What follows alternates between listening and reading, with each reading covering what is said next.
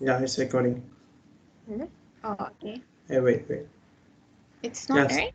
All right. Oh, recording, right? Okay. okay. Right. So, okay. No. Okay. Oh, it's breaking a bit. Breaking, is it? Oh, now it's But now it's good. Okay, now? yeah. Okay. Okay. So, we're gonna start in count of 3, 2, 1. Good afternoon, ladies and gentlemen. Welcome to the forum of today. First of all, our topic for this afternoon is the rise of technology. At first, I would like to introduce myself, and all our panels who attend to the forum today. So my name is Ashwin Raj Kadrisan, and as you guys know, I'm the broadcast presenter. Moving on to the panels, right on my left is Dr. Shafika Roslin Miti Roslan, the cardiothoracic surgeon from Johns Hopkins Hospital, USA. For your information, she had been awarded as the best cardiothoracic surgeon for the year 2020 after her great accomplishment on major and complex heart surgery. A big claps for her and congratulations for the award. So, doctor, how are you doing? I'm doing good and glad to be here this afternoon. Thank you for asking, Mrs. Ashwin. Thank you, doctor. So, beside her is our Dato Lokman bin Mohammad Latifi, the great co-founder and co-director of the MIT Initiative on the Digital Economy. So, Dato, how are you? Thanks for accepting our invitation and attending this forum in your very busy schedule. Yes, I'm doing great, and thank you for having me here too. Thanks, Dato. At the end of the corner is our very experienced counselor, Prof. Dr. Jacqueline Chen Su King, the Professor of Economics from University of Oxford. Welcome to our forum for today, Doctor. Thank you for having me, Mr. Sashwin. Thank you, Doctor. So, let's get back to our forum today. So, the world is experiencing a wave of extreme urbanization, focusing some of the world's greatest challenges and opportunities onto city. For millennia, humans have migrated to cities to connect because it's promised creativity and mobility. In this 21st century, while we are entering into what many experts call a fourth industrial revolution, led by artificial intelligence, AI, robotics, gene editing, and neurotechnologies, more than 3.5 billion people live in cities. This branch deals with design, construction, used to control robot, sensory feedback, and information processing. So these are some technologies which will replace humans and also human activities in coming years. For instance, robots. Robots can take any form, but many of them have given the human appearance. The robots, which have taken the form of human appearance, may likely to talk like human, speech, cognition, and most importantly, all things humans can do. This was proven by getting known these three laws by the famous author Isaac, who states that robot will never harm human beings and robot will follow all the instruction by humans and robot will protect themselves without breaking other rules.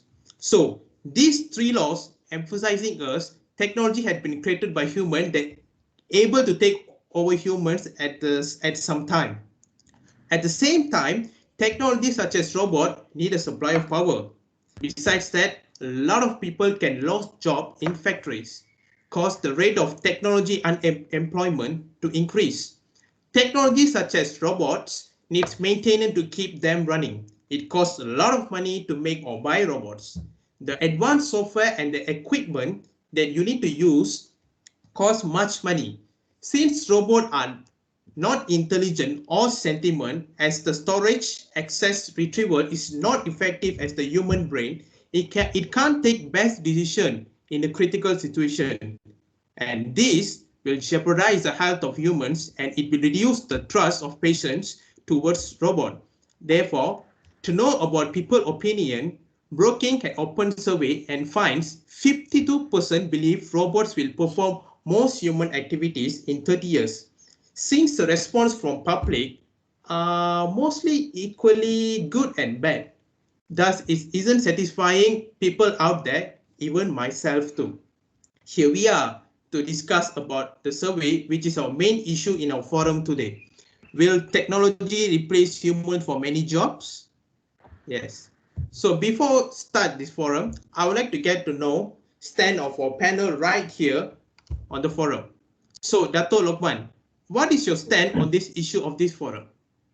Yes, for me, I think I agree with the statement that technology will replace humans for many jobs. It is because for the first one is we need to cut the cost and save the budget and get more profit. And for the second one is I think because technology can produce product faster and more efficient if compared to human. Okay, thanks Dato'. Moving on to Dr. Shafika. What is your stand, Doctor? Well, as for me, I do not agree that technology will replace human for many jobs. This is because there's a trust issues between patients and robots, and there are tasks that even robots and algorithms cannot complete. Thanks, Doctor. Moving on to Dr. Prof. Jacqueline. So what's your stand, Doctor? So I will remain neutral throughout this forum because I think that human and machine can collaborate together. Thanks, Doctor.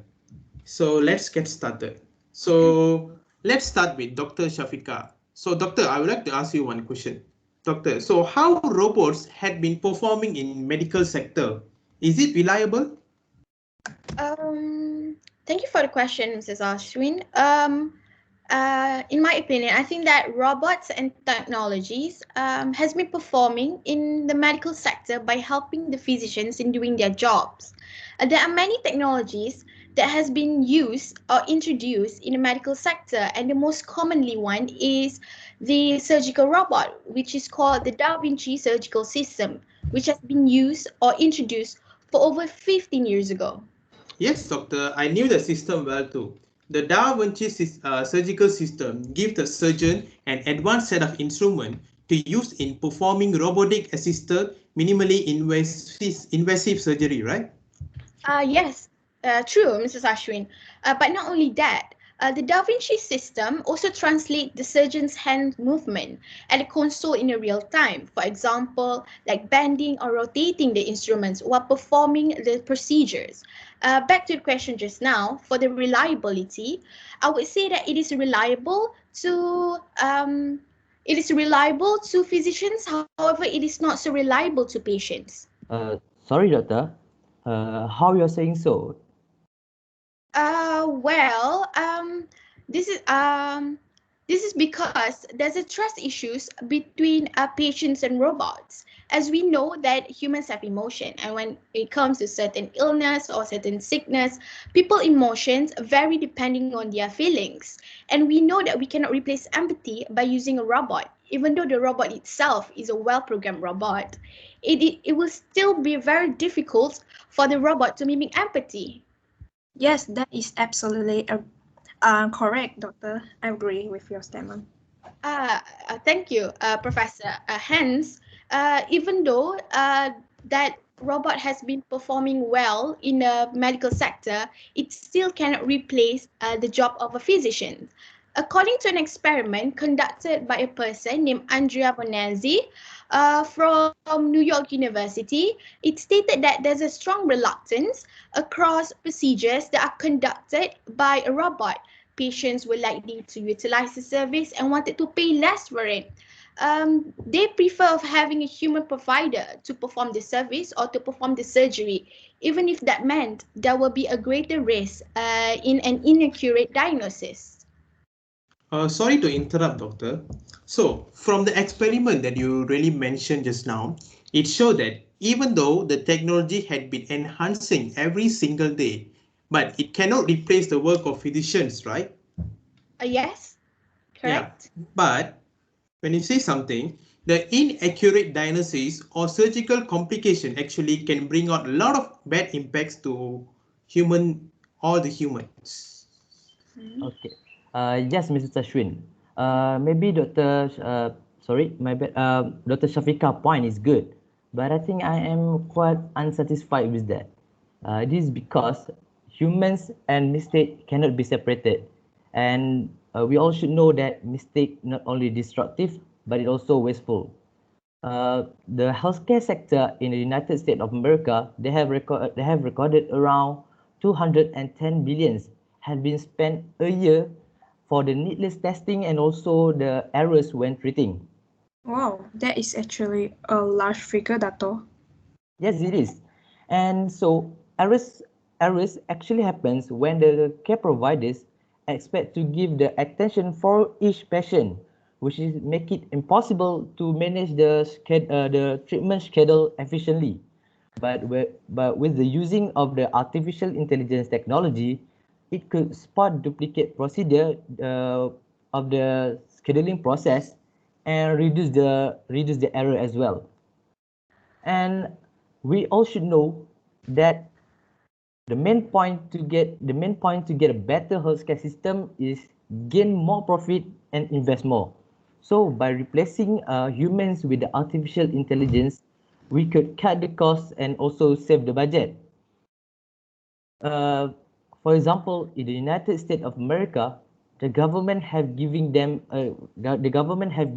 company to automate by giving them the tax breaks for them providing the machinery or the software.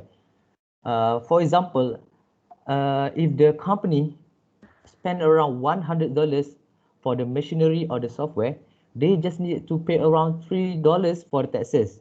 Meanwhile, if they spend around $100 to pay the workers, they need to pay around $30 for taxes, which is 10 times more than the tax for the equipment.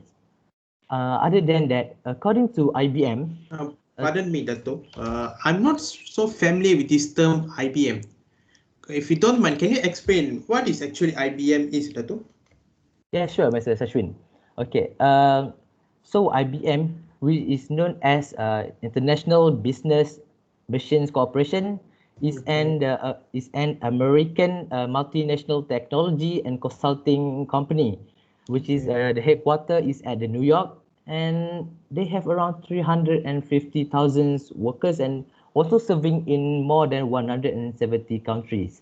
Oh, okay. So, according to IBM, around $1 billion have been saved after they implementing the artificial intelligence technology and modernization activities in their human resource department. So we could see now how much that we could save if we replace humans with the artificial intelligence in many jobs. And the savings or the profits that we gain by using the artificial intelligence, we could invest more for like expanding the hospital or improvising the facilities. And like for example, like if we expanding hospitals, we could afford more patients, and from that the economy sector also can grow as well. Yeah, correct, Dato. Thanks for the interesting fact, Dato. Of course, AI customized for all business doesn't grow up on trees. One software development firm, for instance, estimate that a simple chatbot could cost between $6,000 to $12,000. So just imagine, while a more complex board price tag could be closer to six figures also. But even that, AI short-term costs, the tech would be a worthwhile investment that lower your business long-term expansion. But the only problem that I found in this AI, which is artificial intelligence, is the way to conduct the technology. Is it like really kind of very hard since a lot of technology applied there. So this kind of technology is manageable by human in their daily routine. What do you think, Prof. Dr. Jacqueline? How is AI technology doing in human jobs? So, in my opinion, machine, especially artificial intelligence, is becoming good at many human jobs. For example, they can diagnose disease, translate language, provide customer service, and many more. And because of this, some people has feared that AI might replace human worker in most of the sector. But in the end, AI still need the help from the human to perform some tasks. There's quite a lot of company that has been working together with AI. For example, the company of Too Simple. Too simple? I'm sorry, Professor, to interrupt you. What's too simple? Sorry, Too Simple, right? TUSIMPLE.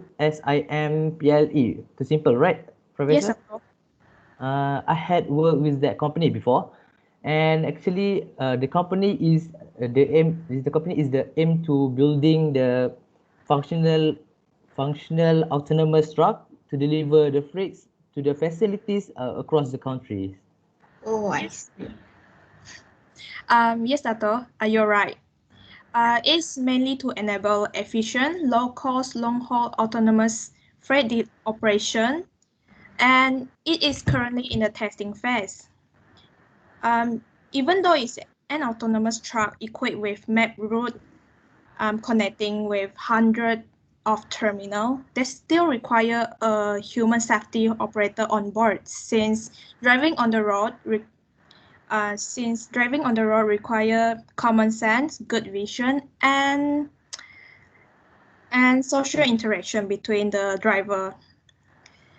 So the other interesting things about the collaboration between human and machine is machine learning algorithm, which you might know one of them as Cortana, a Microsoft AI assistant. So Cortana require extensive training on how to interact with human from a team that include a poet, novelist, and playwright.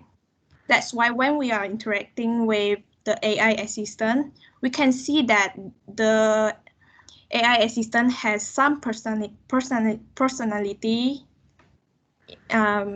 Okay, so in my opinion, if we can integrate AI technology, not to replace human, but to augment their ability, I think that is where the power of machine will come. Oh, But no, yeah. but I would like to share some idea here. So as here, no matter how much technology can improve something, we will also need human creativity, collaboration, and reflection. Yes, totally. I agree with what you said there, Mrs. Ashwin. No matter how much technology can improve something, we will also need human creativity and collaboration. Is that correct? Yeah. Yeah, I completely agree with that. This is because there are tasks that even algorithms and robots cannot complete. Like the example that I gave just now, which is the Da Vinci surgical system. This surgical robot has been helping physicians with surgery. However, it still needs a competence of a qualified doctors for it to be successfully operated. So surgeons have to learn on how to operate, is it? Yes, of course. Absolutely. Surgeons have to learn how to operate it, and it takes a lot of practice to master it. This is because the surgical robot cannot operate on its own. Sorry. Furthermore, What do you mean by sorry? Okay. Furthermore, there are work that even physicians do that cannot be done by a robot. This is because physicians have a non-linear working method. Sorry, doctor. I want to ask what is non-linear working method? Well, Professor, a non-linear working method is like setting up a diagnosis or treating up a patient itself is not a linear process. It requires a high order thinking skills. As we know that patients and their lifestyle varies to the degree that people differ.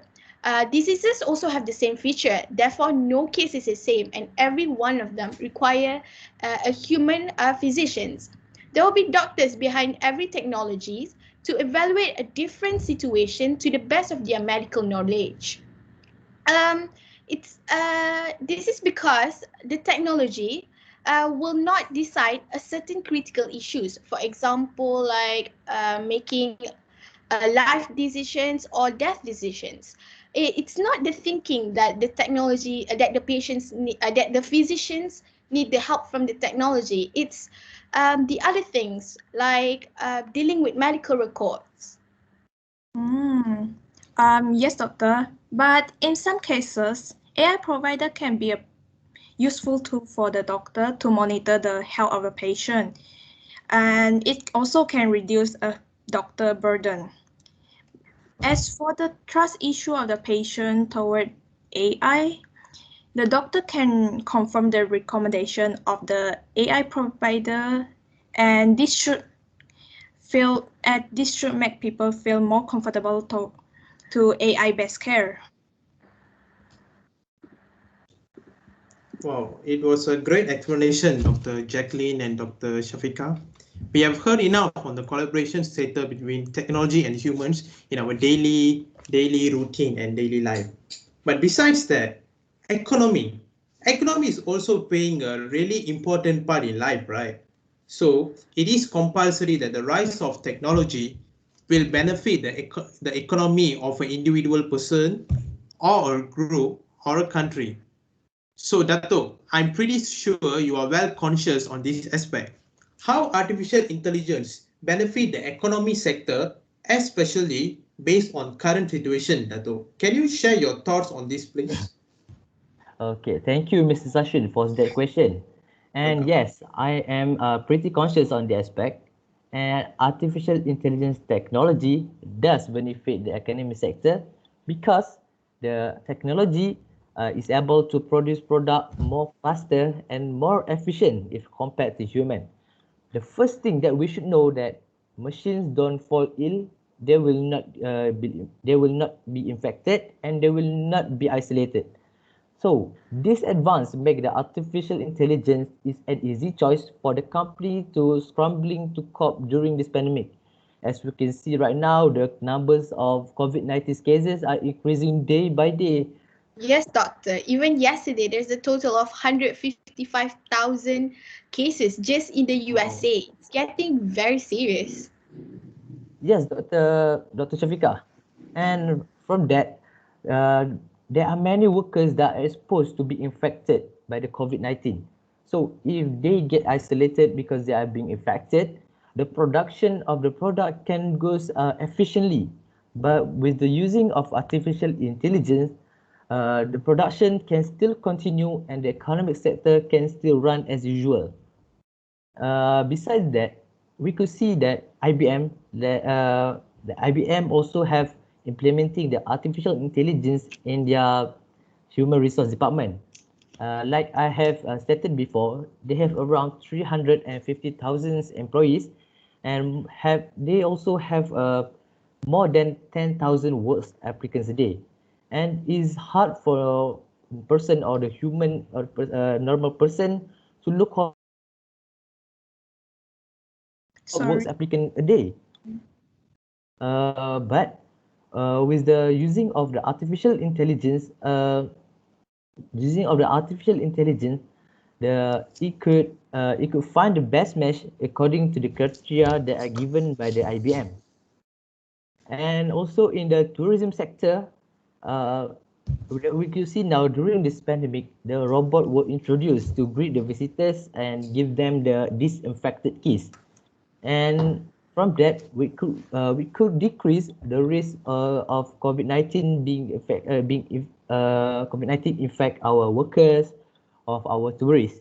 So not only the economic sector can grow as well, but the tourism sector also can grow as well. That will affect the economic sector. It will help the economic sector. Sorry to interrupt, Dato. That's really a masterpiece idea, Dato, because it also will help to break the COVID-19 chain that are really getting serious in every country, including Malaysia.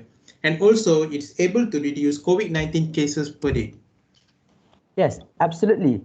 And other than that, there are more than 3,000 bricks that can be laid by the bricklaying robot in 8-hour shift, which is up to 10 times what a person can do. Sorry, Dato, I want to say something. Yes, So you did mention that AI can produce faster and it's more efficient than a human, right? yes. Even though I agree with that sentence, but I also concerned about those people who are affected by the technological advancement. The country must let the technological transition to go forward in order to keep up with the growth of their economy. But and because without it, the growth of the economy will remain stagnant. So the reason why I am concerned about it is because job polarization might occur in the labor market. This can occur because the high wage occupation is raising, which should be a good thing. Yeah, but Professor, the problem is the middle skill workers that can also be affected by job polarization because their job, which require a moderate level of skills, can be taken over by an automation. Don't you think Yeah. so? Yes, doctor. In the last period of from 1999 to 2007, the low skill end of distribution is experiencing an increase in the employment share, while the middle skill worker at the middle skill and experiencing share loss. But the high skill segment saw no change in it. Oh. So nevertheless, according to the World Economic Forum, it's predicted that 75 million jobs will be displaced, while 133 million new jobs will be created worldwide by 2022. So in, in short, more jobs are being created in order to make up for the loss. In conclusion, even though the technology, the advancement in robotic and artificial intelligence will not lead to a jobless future, but it can cause job polarization among the middle skill worker, and they have to reskill in order to keep up with this transition. I totally agree with you, Prof. Dr. Jacqueline. This is because distribution of job is one of the most important characteristic of a labor market. So when employment is an economy is characteristic by well-paying jobs and also secure jobs that can give the holder purpose and a sense of producing something valuable. Not only that, this can provide many wider benefit to all the individuals, all the families and social at large. So we are coming to the end of the forum now, but before coming into a conclusion, I would like to ask all of you, all the panels here, a question.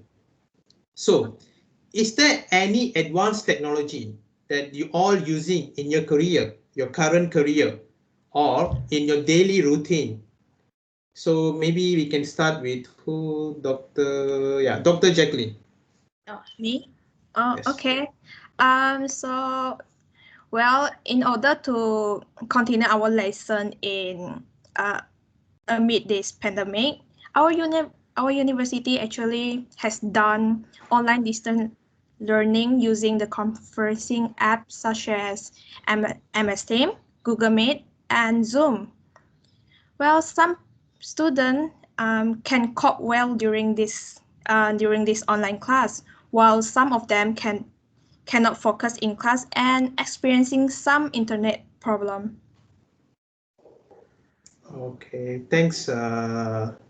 Thanks to Dr. Jacqueline. Then maybe we can move on to Dato Lokman. How about you, Dato?